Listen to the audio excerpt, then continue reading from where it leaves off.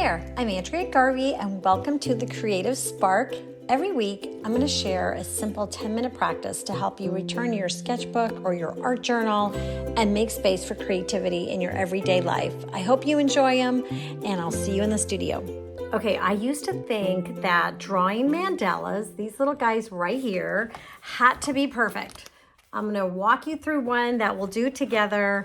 It's not perfect, and that's quite okay. But what it is, it's really great mindful meditative practice that I hope that if you have 10 minutes, then all you need is your pen and you're gonna feel so much better when you're done, I guarantee you. Let me just show you a couple of mandalas that I have worked on. And I don't even know if we can call them mandalas because they are not perfectly symmetrical, but they were really fun for me to just relax and just kind of make shapes up as I went. I call it like a little cross between mandalas and Zentangling and doodles. Maybe we can come up with a word. But these are just a few of them. I usually work on these ones. I think they were a thicker marker, like maybe even a Sharpie, but I have all these random black markers in my studio and I never really know what one I'm using. Today I am going to use La Pen. I've been really enjoying this pen, and we're going to do this in my Stillman Burn sketchbook.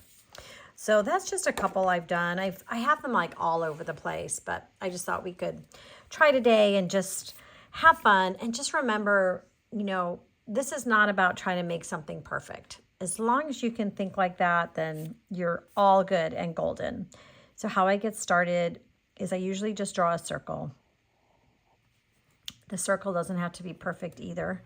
You can put a little flower in here. Lately, I've been just making little hearts. So you can also use a permanent pen. You could use, that way you can draw and do some watercolors and things like that on it, or some markers. And if you don't care about that stuff, just any pen will do. And so how I get started was, besides the heart and the circle, that's how I start every mandala. I'm just gonna kind of make shapes, and there is no template, there's no real rhyme or reason. I just kind of go with what does my gut say to do. And I want to do it around the whole thing. So I kind of look at this little design and just think, like, what else should we add to it? So there we go, we got some circles.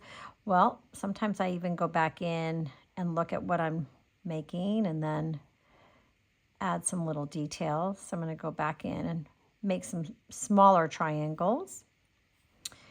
And then once I have some shapes, repeated shapes, I just build on it. This is when it's finished. It might be crooked. One side might be bigger than the other, but that doesn't matter at all. And then I think, okay, what do I want to add now? I'm going to work off these circles. I try to make things kind of the same size. I already tell that's a little skinnier, and that's okay. I mean, you could do anything.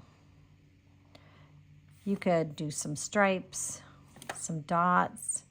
You could do this with paint pens. It really is so much fun.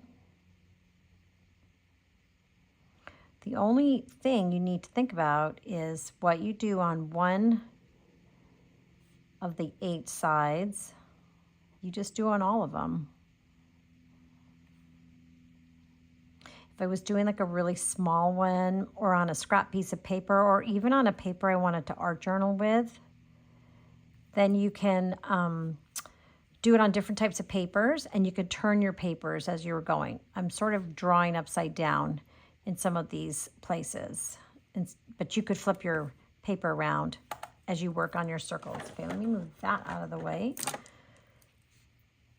And then I'm still kind of like looking in my shape and thinking, okay, I think I want to go in and add these little arches.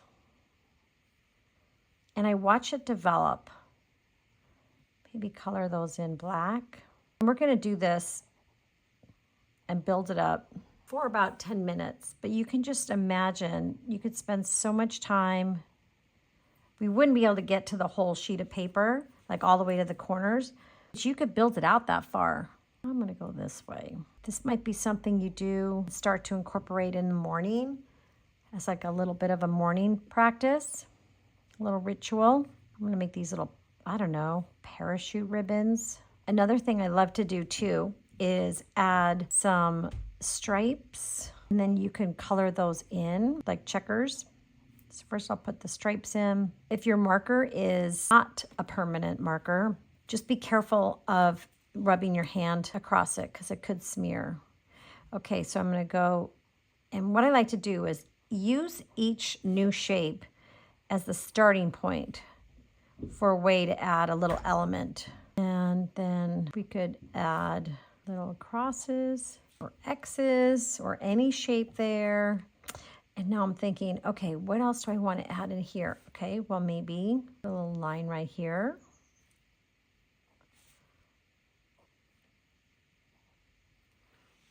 And maybe I'll do this shape. So what is this? Like a little flame. It makes you think a little bit. I'm thinking, how would we want to keep going on adding? But I also want to go back and do little cross lines here. So this is like little tiny hash marks here that I do in my sketching. It just needed some,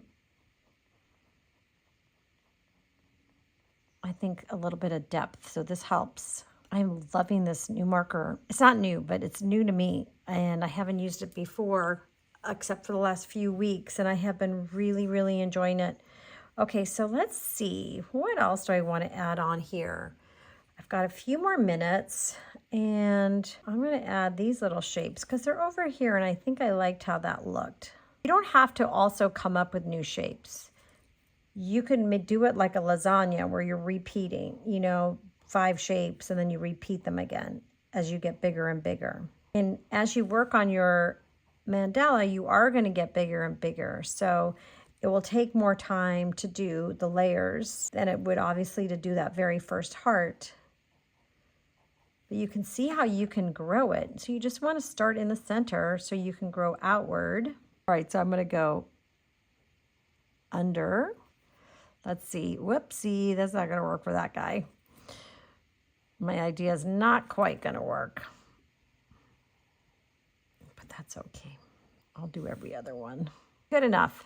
Good enough. Okay, I think I want to go in and color these in solid. Be fun to do this with a gel pen in a completely different color than black.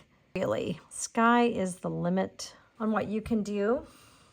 I'm just gonna finish this off and then show you what I normally do. And you don't have to finish, like this does not have to be finished. You can stop and go back to it. I'm just gonna give it a little wonky.